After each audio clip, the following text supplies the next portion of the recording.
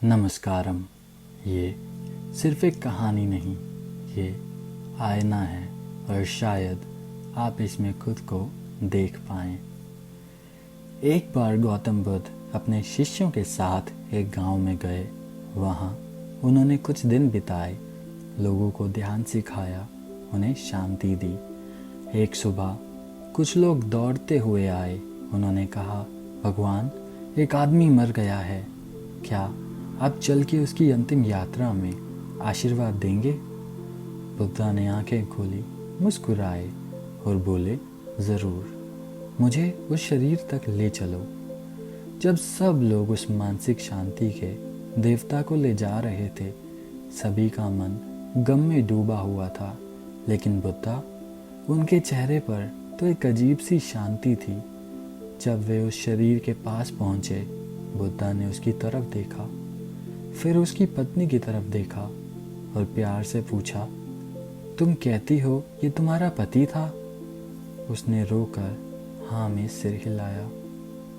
बुद्धा फिर से उस शरीर की तरफ देखने लगे और बोले, ये तो सिर्फ एक शरीर है।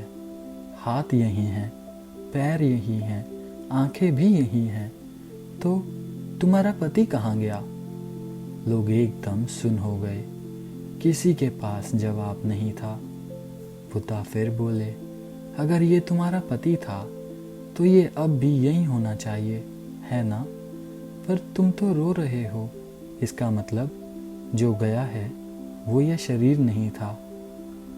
ये शरीर तो सिर्फ एक कपड़ा था जो आत्मा ने पहना था और अब उतार दिया।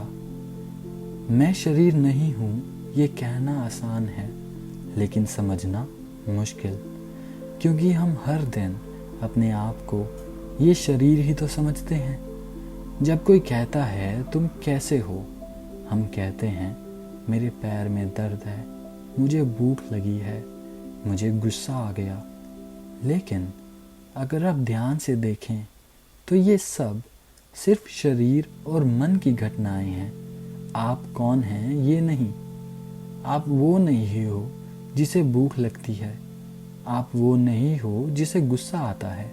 आप तो केवल साक्षी हो जो इन सब को देख रहा है।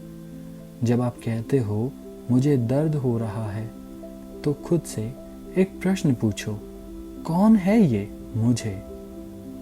जब तक आप ये नहीं समझ जाते कि आप ये शरीर नहीं, इस शरीर के देखने वाले हो, दृष्टा हो, तब तक जीवन में मुक्ति नहीं है।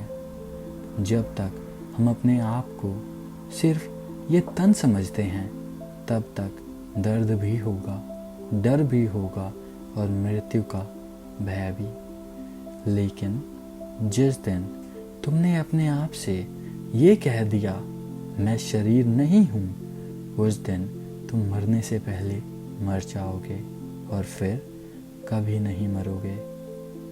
कहानी यहाँ ख़त्म नहीं होती, अब कहानी आपसे शुरू होती है। नमस्कारम।